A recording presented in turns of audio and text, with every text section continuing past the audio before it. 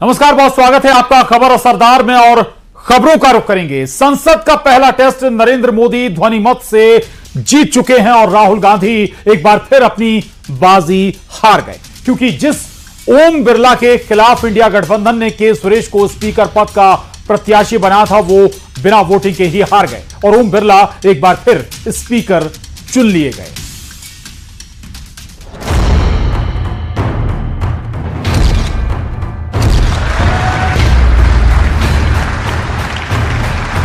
लोकतंत्र के मंदिर में बिना वोटिंग, बिना तनाव मोदी ने पहली परीक्षा जीत ली और ओम बिरला लगातार दूसरी बार ध्वनि मत से लोकसभा स्पीकर बन गए। Those in favor में से aye, those against में से no. I think the ayes have it.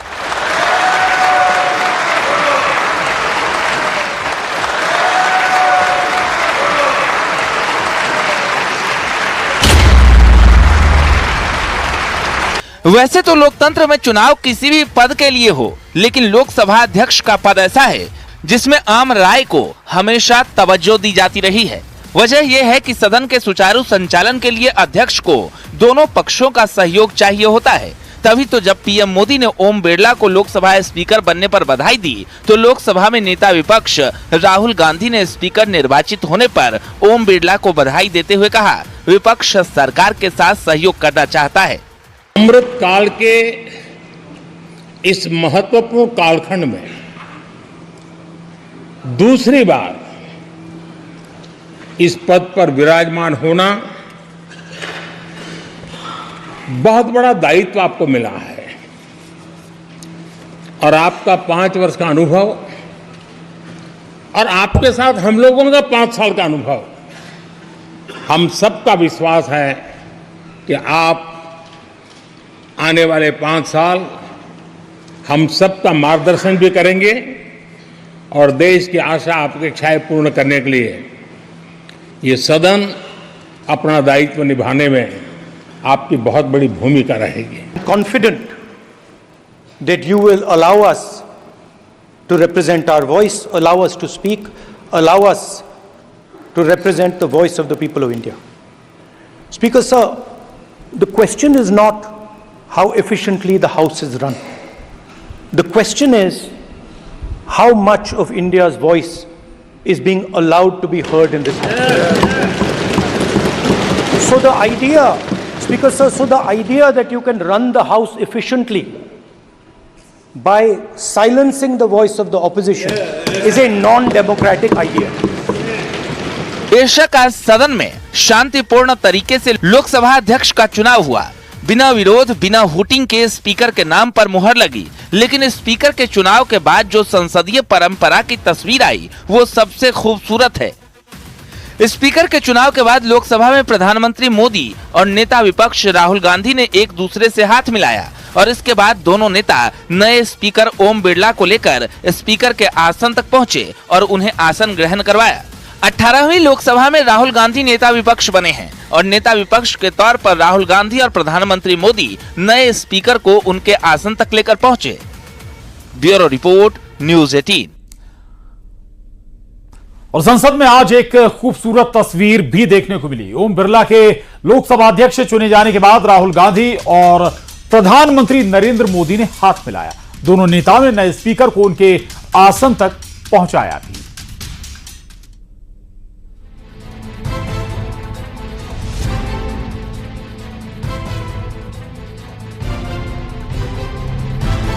Om Birla के लोकसभा स्पीकर चुने जाने के साथ ही संसद के अंदर से सियासत की बेहद खूबसूरत तस्वीर सामने आई।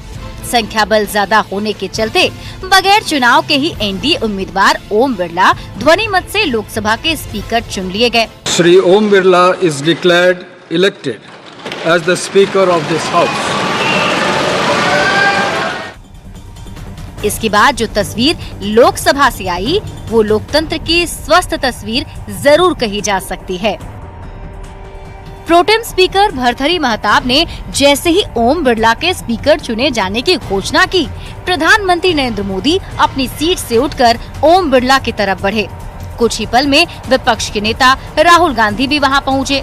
ओम बिरला को शुभकामनाएं दी और फिर राहुल गांधी ने पीएम मोदी के साथ हाथ मिलाया। राहुल और पीएम मोदी की इस तस्वीर ने संसद में मौजूद सभी सांसदों का ध्यान अपनी ओर खींच लिया। राहुल गांधी पीएम मोदी के साथ ओम बिरला को चेयर तक लेकर गए। ये परंपरा रही है कि सदन के नेता यानी प्रधानमंत्री और नेता प्रतिपक्ष लोकसभा स्पीकर पद के लिए चुने गए सांसद को उनकी सीट से लेकर अध्यक्ष की कुर्सी तक जाते हैं। ये एक ऐतिहासिक पल था। इससे पहले साल 2018 में भी सदन से कुछ ऐसी ही तस्वीर सामने आई थी, जहां राहुल गांधी सदन में पीएम मोदी के गले मिले थे। हालांकि तब ये तस्वीर काफी सुर्खियों में रही थी और इस पर सियासी घमासान भी मचा था। अब एक बार फिर पीएम मोदी से राहुल गांधी का हाथ मिलाते तस्वीर सदन से सामने आई है। Bureau report, news 18। और आपातकाल के 49 साल पूरे हो चुके हैं। इस मामले पर लोग चर्चाएं भी करते हैं। नेता एक दूसरे पर आरोप प्रत्यारोप लगा रहे हैं। 18वीं लोकसभा के नए स्पीकर की कुर्सी पर बैठते ही ओम बिरला ने इमरजेंसी के दौर का जिक्र करते हुए कांग्रेस पर जोरदार प्रहार किया, जिस पर कांग्रेस गर्म है और सियासत चरम पर। रिपोर्ट देखिए।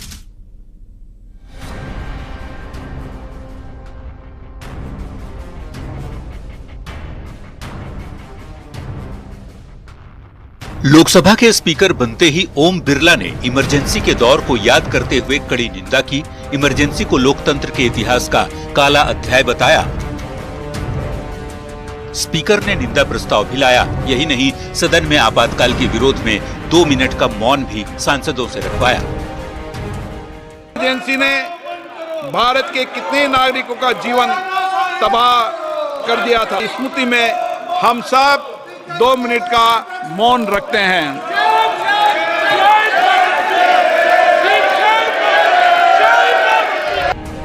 लोकसभा अध्यक्ष के इमरजेंसी पर दिए बयान के बाद सदन में सियासत बेहद गर्मा गई। ओम बिरला के निंदा प्रस्ताव पर विपक्ष ने जमकर नारेबाजी की, जिसके बाद सदन की कार्यवाही गुरुवार तक के लिए स्थगित कर दी गई। लोकसभा के स्पीकर की इमरजेंसी पर निंदा प्रस्ताव सदन में पेश किए जाने को लेकर कांग्रेस बेहद गर्म है। पार्टी के नेता केंद्र सरकार पर निशाना साध रहे हैं।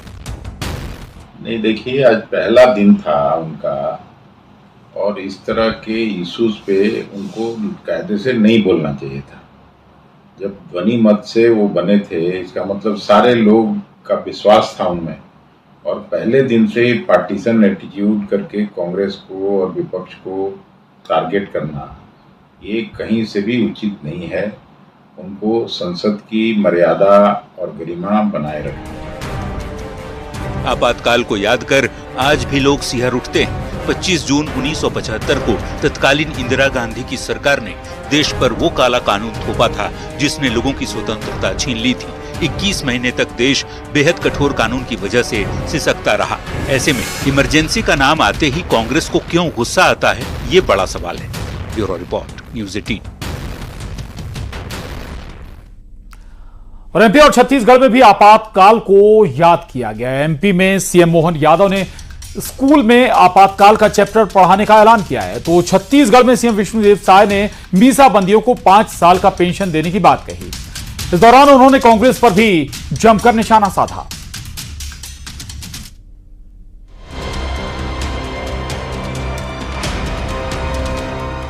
देश आपातकाल के सालों बीत चुके हैं, लेकिन लोकतंत्र पर लगे उस गहरे जख्म की यादें अभी भी ताजा हैं।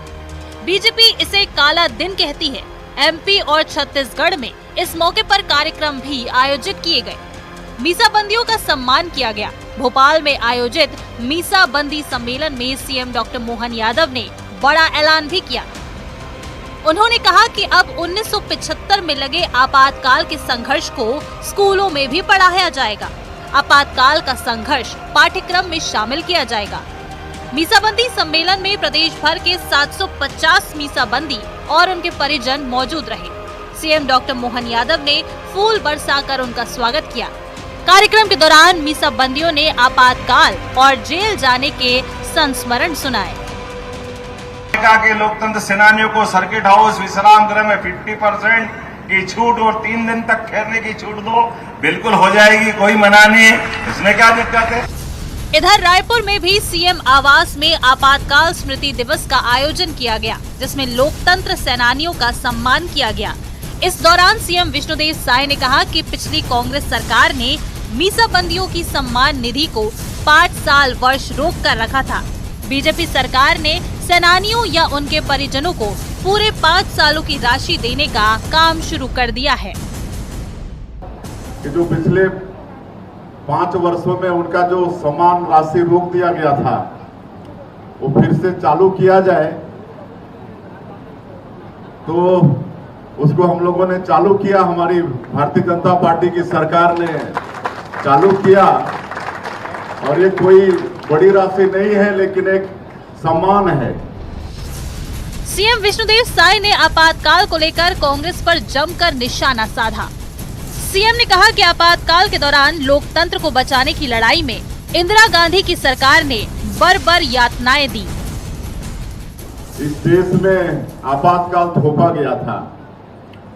उस समय की प्रधानमंत्री स्वर्गीय श्रीमती इंदिरा गांधी, जिनका लोकसभा का चुनाव इलाहाबाद हाईकोर्ट निरस्त कर दिया था, और प्रधानमंत्री बने रहने के लालच में उन्होंने उस समय के राष्ट्रपति से आपातकाल घोषित करवा दिया था।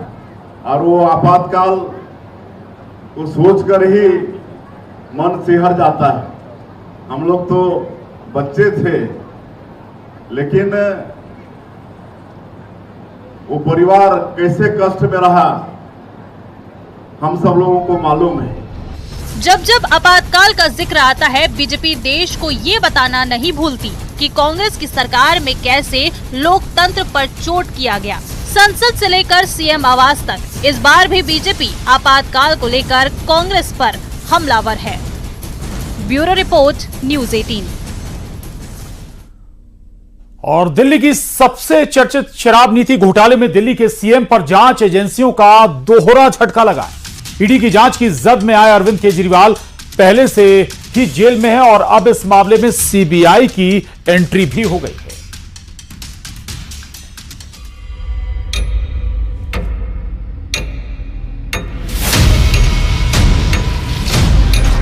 दिल्ली आबकारी नीति घोटाले में दिल्ली के सीएम अरविंद केजरीवाल नई मुसीबत में फंस गए हैं। तिहाड़ जेल में बंद अरविंद केजरीवाल को अब सीबीआई ने गिरफ्तार कर लिया है। यानी ईडी के बाद अब सीबीआई के सवालों से अरविंद केजरीवाल का सामना होगा। सीबीआई अरविंद केजरीवाल को गिरफ्तार करे या नहीं, इसे लेकर भी दिल्ली की राउज एवेन्यू कोर्ट में जबरदस्त बहस हुई। सीबीआई के वकील ने अपनी दलील दी, तो केजरीवाल के वकील ने पूरे मामले में सीबीआई के एक्शन में आने पर ही सवाल खड़े कर दिए।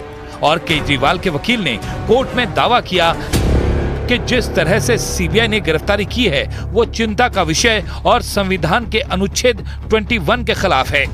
सीबीआई की तरफ से दाखिल रिमांड अर्जी की कॉपी भी हमें दी जाए। इस पर सीबीआई ने अपना पक्ष रखते हुए साफ कर दिया कि सीबीआई के लिए कोई बाध्यता नहीं है कि वो पूछताछ से पहले केजरीवाल के वकीलों को सूचित करे। हमने कोर्ट से इसकी अनुमति मांगी थी, लिहाजा केजरीवाल को हमारी हिरासत में भेजा जाए। इसके बाद कोर्ट ने अरविंद केजरीवाल को सीबीआई की हिरासत में भेज दिया। हिरासत में लेते ही सीबीआई ने कोर्ट में ही केजरीवाल से पूछताछ की। पूछताछ के बाद सीबीआई ने केजरीवाल की रिमांड की भी मांग की, जिस पर लंबी बहस हुई। बहस में सीबीआई ने दावा किया कि अरविंद केजरीवाल जब गोवा दौरे पर गए थे तो उनका खर्च हवाला के जरिए दिया गया।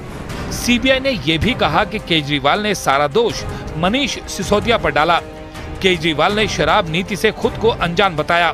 हमें केजरीवाल से हिरासत में पूछताछ की जरूरत है। मनीष सिसोदिया को लेकर लगाए गए आरोपों पर केजरीवाल ने खुद अपना पक्ष रखा। केजरीवाल ने अपना पक्ष रखते हुए कहा कि मैंने ऐसा कोई बयान नहीं दिया है। सीबीआई अपने सूत्रों से झूठी खबरें चला रही है। सीबीआई का प्लान हमें मीडिया में बदनाम करने का है। एक तरफ कोर्ट में केजरीवाल के रिमांड पर बहस हो रही थी, तो कोर्ट के बाहर इस पर सियासत भी जोरदार जारी थी। मनीष सिसोदिया जब गिरफ्तार हुए, अरविंद केजरीवाल एक शब्द बोलने नहीं आए, सड़क पे एक बार नहीं उतरे, लेकिन विभव कुमार की गिरफ्तारी पर सड़कों पर आंदोलन करने के लिए उतरे।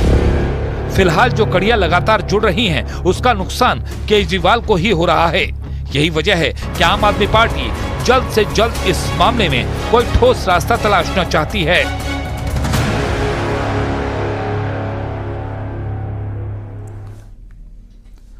और जैसे जैसे नीट पेपर लीक कांड में सीबीआई की जांच तेज होती जा रही है, वैसे वैसे मामले में रोज नए खुलासे भी हो रहे हैं। लेकिन अब सीबीआई को बड़ी कामयाबी हाथ लगी है, क्योंकि कोर्ट ने पेपर लीक कांड में 2 आरोपी चिंटू और मुकेश को सीबीआई रिमांड पर भेज दिया है। उम्मीद है कि अब सीबीआई दोनों आरोपियों से कई अहम राज उगलवाने में कामयाब होगी।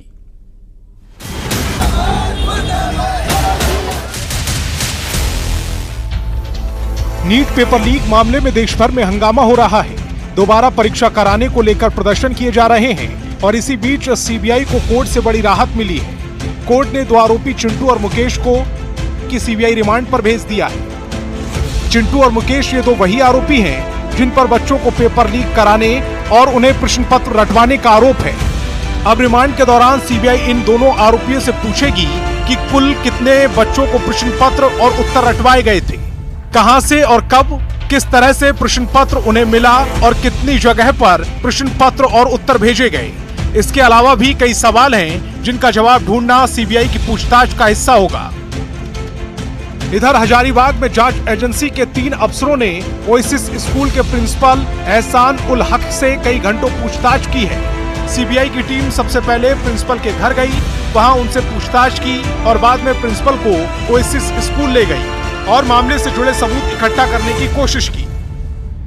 नीट परीक्षा पत्र लीक मामले में हजारीबाग से एक बड़ा अपडेट सामने आ रहा है। आपको बताते चले कि जिस तरीके से पिछले दिन ईओयू की टीम ने जो है कई पहलुओं पर जांच किया है। हजारीबाग में यह जो है परीक्षा केंद्र बनाया गया था जहां पर विद्यार्थियों का परीक्षा लिए गए थे। आज जो है सीबीआई की टीम यहां पर पहुंची है और इस विद्यालय के प्रिंसिपल से कई तरह की जो है वो पूछताछ चल रही है। अगर कुछ देर पहले की हम बात कर ले तो हजारीबाग के जो इसी विद्यालय के जो प्रिंसिपल एहसानुल हक है उनके घरों पर पूछताछ की गई। उसके बाद 3 सदस्यीय टीम जो सीबीआई की है वो लेकर उन्हें यहां पहुंचे और अभी जो है आम जानकारियां वो इकट्ठा की जा रही है। देखना यह होगा कि जिस तरीके से यह पूरा मामला हजारीबाग से जुड़ा है इसमें क्या कुछ और भी तथ्य सामने आते हैं और आगे की जो है कार्रवाई क्या कुछ हो पाती है।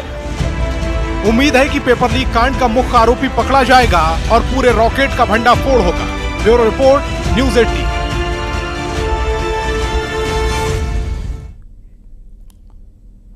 और इधर विवादों में रहे सैम पित्रोदा को कांग्रेस में फिर बड़ी जिम्मेदारी दे दी गई है। उन्हें इंडियन ओवरसीज कांग्रेस का दोबारा चेयरमैन बनाया गया है।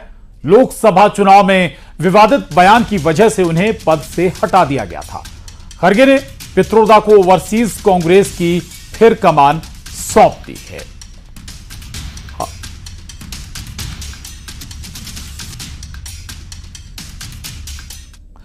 और केन्या में टैक्स विरोध पर भड़की जनता ने संसद में ही आग लगा दी। केन्या की राजधानी नैरोबी की हालत तो विस्फोटक है। अब तक विरोध प्रदर्शन में 5 लोगों की मौत भी हो चुकी है। वहां अब इमरजेंसी जैसे हालात हैं और इसे देखते हुए भारतीय दूतावास ने वहां रहने वाले भारतीयों को सावधानी बरतने और बाहर ना निकलने की सलाह दी है।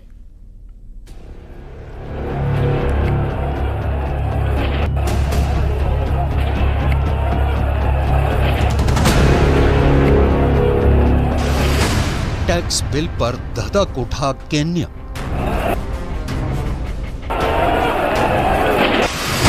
संसद में लगा दी आग, सड़क पर कत्लेआम।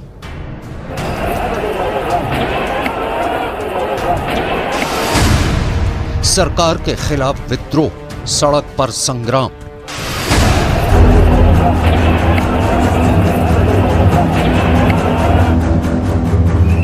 केन्या में टैक्स बढ़ाने वाले बिल के पास हो जाने के बाद वहां लोगों में गुस्सा ऐसा फूटा कि पूरा देश विद्रोह की आग में जल उठा।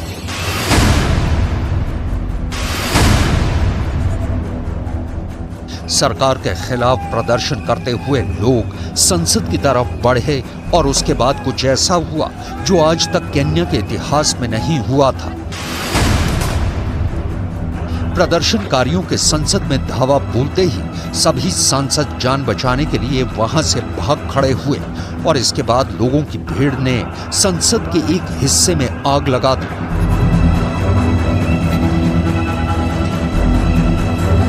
संसद के अंदर घुसे लोगों ने जमकर तोड़-फोड़ की। हालात इतने खतरनाक थे कि हिंसा के दौरान सांसदों को एक अंडरग्राउंड टनल के जरिए बाहर निकाला गया। वहां से आई एक तस्वीर में संसद परिसर के अंदर बड़ी संख्या में प्रदर्शनकारी बवाल करते दिखाई दिए। उन्हें वहां से खदेड़ने के लिए सुरक्षा बल के लोग उन पर गोली चलाते और उन पर आंसू गैस के गोले छोड़ते नजर आए।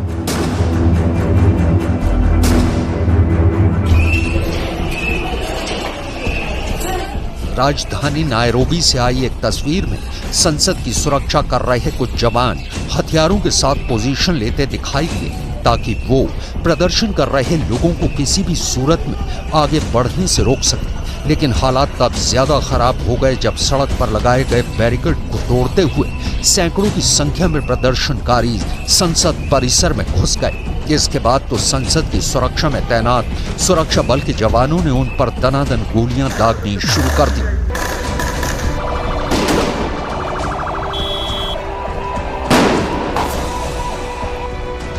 नायरोबी में कम से कम 5 लोगों की इस हिंसा में मौत हो गई है और 150 से अधिक लोग घायल हुए हैं। केन्या में सरकार विरोधी प्रदर्शन को कुचलने की कोशिश पर संयुक्त राष्ट्र ने भी कहा है कि सरकार को संयम बरतने की जरूरत है। Looking at what is going on in Nairobi and in Kenya, where Secretary General is obviously deeply concerned over the reported violence that we've seen connected with these protests and these street demonstrations. He's very much saddened by the reports of deaths and injuries, including journalists and medical personnel. Kenya में कई हफ्तों से tax bill के खिलाफ प्रदर्शन हो रहा है। इस बिल के तहत राष्ट्रपति विलियम रूटो की सरकार देश में टैक्स बढ़ाने वाली है। इसके तहत देश में पढ़ाई से लेकर सभी जरूरी सेवाओं पर रेवेन्यू बढ़ाया जाएगा। प्रदर्शनकारियों ने केन्या के राष्ट्रपति रूटो पर आरोप लगाया है कि उन्होंने 2022 में राष्ट्रपति बनने के बाद जनता के साथ धोखा किया है। प्रदर्शनकारियों ने आरोप लगाया कि रूटो ने गरीबों की मदद करने का वादा किया था।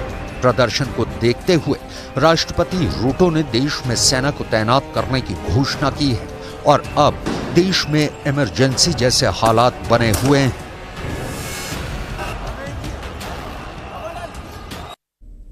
और खबर सरदार में बस इतना ही, लेकिन खबरों का सिलसिला न्यूज़ 18 मध्य प्रदेश छत्तीसगढ़ पर लगातार जारी है।